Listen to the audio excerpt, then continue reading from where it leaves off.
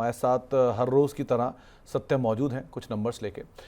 सत्यम के बाद आज जो आंकड़े हैं उसमें उन्होंने एक इंटरेस्टिंग नंबर चुना है कि 4 लाख करोड़ के जो शेयर हैं वो बिकने आएंगे जून तक। सत्यम, क्या है ये डिटेल? जी, तो इनके रिसेंटली लिस्टेड कंपनीज है सर जिनके लॉक इन खुल रहे हैं। तो अप्रैल में, मई में और जून में लॉक इन खुल रहे हैं, तो 4 लाख करोड़ के शेयर्स बिकेंगे बाजार में। लेकिन टॉप 10 कौन सी कंपनीज हैं जिनमें सबसे ज़्यादा अनलॉकिंग होगी, सबसे ज़्यादा वैल्यू के शेयर्स बिकेंगे, उसकी लिस्ट मैं लेके आया हूँ एक बार, और वो अपने इशू प्राइस से कितना नीचे या कितना ऊपर काम कर रहे हैं। तो पहली लिस्ट शुरू करते हैं, जिसमें सबसे पहला नाम हुंडई मोटर का है। इसमें लगभग 82,000 करोड़ रुपयों की बिकवाली होने की उम्मीद है। लॉक इन खुल रहा है इसका 19 अप्रैल को, और ये अभी 15% नीचे है अपने इशू प्राइस से, जो कि 1960 का था।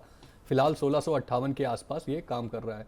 इसके बाद आती है स्विगी। 11 मई को इसका लॉक इन ओपन हो रहा है। 70,000 करोड़ के वैल्यू शेयर अनलॉक होंगे। 10% ये भी अपने इशू प्राइस से नीचे ही ट्रेड कर रहा है फिलहाल। अगली कंपनी है एनटीपीसी ग्रीन एनर्जी, जो 25 मई को इसका लॉक इन ओपन हो रहा है, और 57,853 करोड़ की वैल्यू अनलॉकिंग इसमें हो रही है। लगभग 7% ये अपने इशू प्राइस से नीचे ट्रेड कर रहा है अभी। अगली कंपनी है विशाल मेगा मार्ट, जो कि 15 जून को इसका लॉक इन ओपन होगा, और इसमें 25,444 करोड़ की वर्थ के शेयर बिक सकते हैं। लेकिन ये अपने इशू प्राइस से 28% ऊपर काम कर रहा है। और पांचवी कंपनी पहली लिस्ट की इन्वेंचरस नॉलेज सॉल्यूशन है। इसमें 17 जून को अनलॉकिंग हो रही है। 17,698 करोड़ के शेयर्स आ सकते हैं।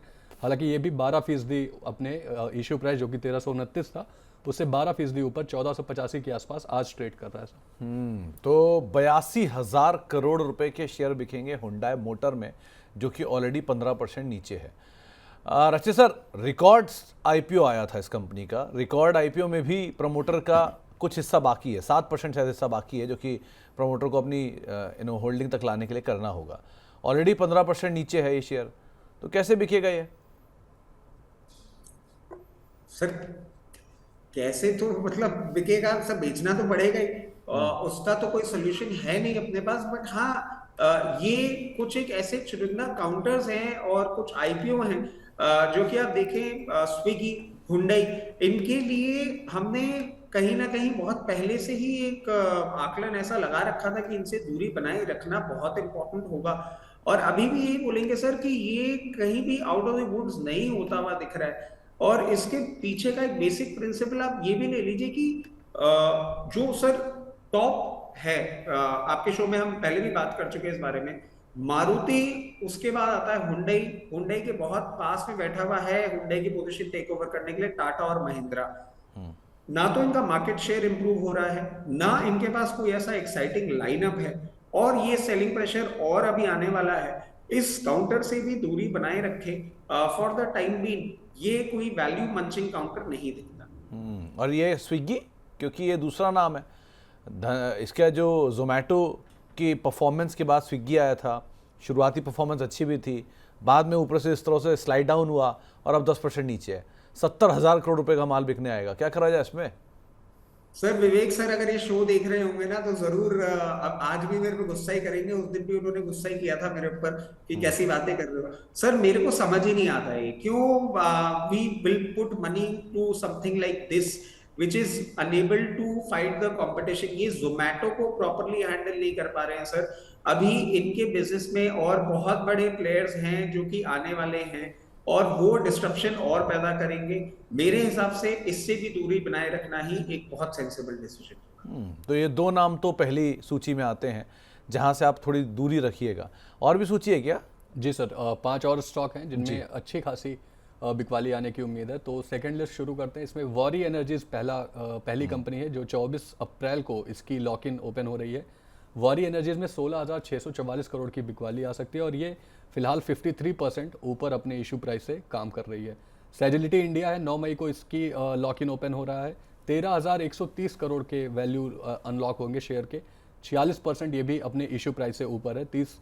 46% माफ कीजिएगा, 30 रुपये पे इसका इशू प्राइस आया था, अभी ये 43 रुपये पर ट्रेड कर रहा है। फिर वेंटिव हॉस्पिटैलिटी है, जिसमें 11,900 के करोड़ रुपयों के शेयर बिकेंगे। 26 जून को इसका भी लॉक इन ओपन हो रहा है, और ये स्टॉक अपने इशू प्राइस से 26% अप है। नीवा बुपा हेल्थ इंश्योरेंस अगली कंपनी, जिसमें 8,415 करोड़ के शेयर वैल्यू अनलॉक होंगे, लेकिन ये अभी अपने इशू प्राइस के आसपास ही काम कर रहा है सर, मार्जिनल चेंज है इसमें। फिर इरेडा है इसमें, जिसमें 8,165 करोड़ के शेयर अनलॉक होंगे। 25 मई को इसका लॉक इन ओपन हो रहा है और ये 381% अप है अपने इशू प्राइस से। 32 रुपये का इसका इशू प्राइस था सर। तो इसमें तो और अच्छे अच्छे नाम है। वारी एनर्जी, रचित सर जरा ये कुछ नाम सुनना। वारी एनर्जी पे 53% का गेन है, यहाँ भी 16,000 करोड़ वर्थ के शेयर बिकने आएंगे। सेजिलिटी इंडिया, ये बीच में चला भी है लेकिन फिर भी इसमें सवाल बहुत आते हैं, तो यहाँ क्या होगा। तीसरा आयरेडा, आयरेडा तो मल्टी बैगर बना है, सो यहाँ भी 8,000 करोड़ का माल बिकेगा। चलो ये तो कंज्यूम कर भी लेंगे। बाकियों में मतलब इन तीनों में क्या किया जाए? सर वारी में आप देखें कि अगर ये जैसे ही सेलिंग आती है, जैसा कि दिख रहा है कि 24 तारीख के आसपास ये सेलिंग आएगी, एक बार थोड़ा सा इसमें ये देखना होगा सर, उसके पहले स्टॉक प्राइस किस तरीके से मूव करता है। अगर आप ये देखें कि अभी 2305 रुपए पे चल रहा है, अगर उस टाइम पे ये 2500 के ऊपर कहीं मूवमेंट करता हुआ दिखता है, तो ये सेलिंग प्रेशर को कहीं ना कहीं झेलने के लिए एक बार आपको 2200 रुपए तक का मूवमेंट भी दिखा सकता है। मगर अगर उसके नीचे ही ट्रेड कर रहा है तो थोड़ी सी प्रॉब्लम आपको देखने को मिल सकती है और स्टॉक थोड़ा सा करेक्ट कर सकता है। But at those levels I would still suggest that you should buy more into वारी एनर्जी। और बाकी दोनों में सेजिलिटी और आयरेडा? सर एरिडा में हम देखें तो आप एक चीज देखिएगा कि एरिडा अभी भी थोड़ा सा कंफर्ट नहीं दे रहा है करंट लेवल्स पे, वैल्यूएशन टर्म्स में भी कंफर्ट नहीं दे रहा है। मैं ये चीज सजेस्ट करूंगा कि एरिडा अगर जब ये सेलिंग आती है अराउंड 180 तक भी अगर पहुंच जाता है, तो वहां से कूल ऑफ करके एक बार आपको अपॉर्चुनिटी दे सकता है कि करंट लेवल्स पे आ जाए। अगर करंट लेवल्स पे ही सेलिंग आती है तो ये 132 रुपए 130 रुपए तक का भाव दिखा सकता है। एक बार वहां पे चाहे तो हम एक बार पोजीशन रिव्यू कर सकते हैं। वारी की तरह मैं कॉन्फिडेंटली आपको ये नहीं बोलूंगा कि आप इसमें पोजीशन वहां पे बनाएं। जी चले, तो ये कुछ नाम है जहां पर माल बिकना पॉसिबल है। आने वाले समय में शायद यहाँ पे बाजार में और बिकवाली बढ़ते हुए दिखाई पड़े, लेकिन इन सब में ऊपर के जो 5 या 6-7 शेयर हैं, इन सब पे नज़र रखिए। एक बड़ी लिक्विडिटी मार्केट के अंदर इन्फ्यूज़ हो सकती है। क्यों? क्योंकि हर आईपीओ को 3 साल के अंदर अपने होल्डिंग्स को घटा के 75% लाना होता है, वरना जो 90% लॉक इन, 90 दिन का लॉक इन या 30 दिन का लॉक इन होता है, वो ख़त्म होता है। तो ये सारे डिटेल आपके सामने रखे गए हैं। बहुत बहुत शुक्रिया हमारे साथ आज मौजूद रहने के लिए और सत्यम सभी शेयरों पर बातचीत करने के लिए।